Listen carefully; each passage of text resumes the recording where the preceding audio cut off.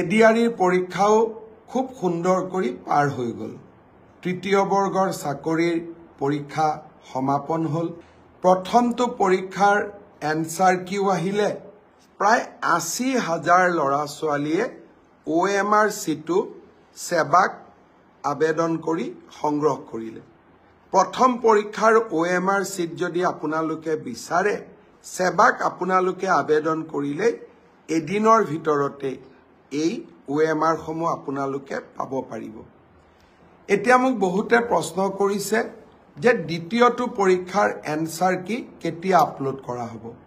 মই সেৱাক ইতিমধ্যে কৈছো যে দুৰ্গা পূজাৰ আগতে শেহতীয়াকৈ হৈ যোৱা দুইটা পৰীক্ষাৰে যাতে এনসাৰ কি আমি আপলোড কৰি দিওঁ আৰু লাহে কৰি শেহতীয়াকৈ হৈ যোৱা দুইটা পৰীক্ষাৰে OMR চিটসমূহ যাতে পাব পৰাৰ ব্যৱস্থা আমি কৰি দিওঁ।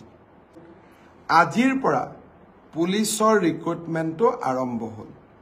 মোক ৰাতিপুৱা DGP মহোদয়ে জনাইছে যে পুলিচৰ ৰিক্ৰুটমেণ্টৰো যি দৌৰৰ ফিজিকেল টেষ্ট বা দৌৰ আদি কৰিব লাগে তাৰ আৰম্ভণি আজিৰ পৰা আৰম্ভণি হৈছে আৰু নিৰ্দিষ্ট সময়ৰ ভিতৰত তেওঁলোকে এই কাম সমাপন কৰিব। আৰক্ষী তৃতীয় বৰ্গৰ পৰীক্ষা শেষ হ'ল। অহা 29 অক্টোবৰত আমি চতুৰ্থ বৰ্গৰ পৰীক্ষাসমূহ আৰম্ভ কৰিম আৰু তাৰ পিছত লাহেকৈ শিক্ষক নিযুক্তিৰ প্ৰক্ৰিয়াও আৰম্ভ হ'ব।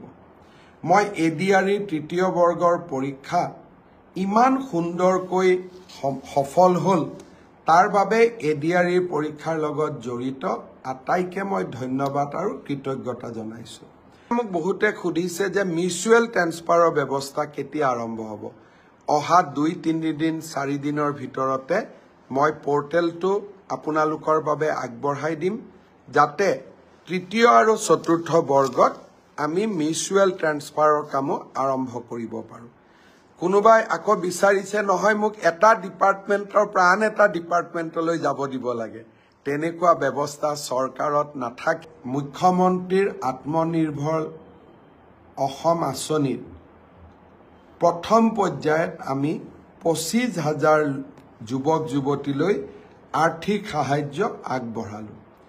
এই আঁচনিত এইবাৰ আটাইতকৈ বেছি যুৱকসকল নিৰ্বাচিত হৈছে।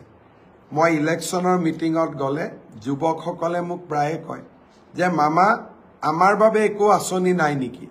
মুখ্যমন্ত্ৰীৰ আত্মনিৰ্ভৰ অসম আঁচনিত আটাইতকৈ মোৰ ল'ৰা ভাগিনসকলে বেছিকৈ সুবিধা পাইছে। অহা 5 তাৰিখৰ পৰা আমি দ্বিতীয় পৰ্যায়ৰ আবেদন লোৱাৰ কামো আমি আৰম্ভ কৰিম।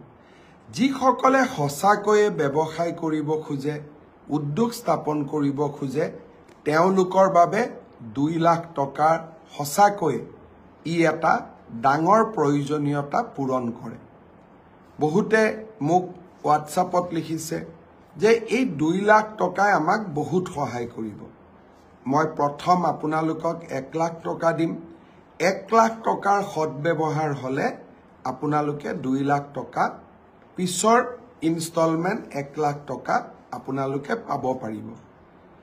দ্বিতীয় পৰ্যায়ৰ হিতাধিকাৰীৰ চিনাক্তকৰণৰ হিতাধিকাৰী নিৰ্বাচনৰ কামো আমি সুন্দৰভাৱে আৰম্ভ কৰিম।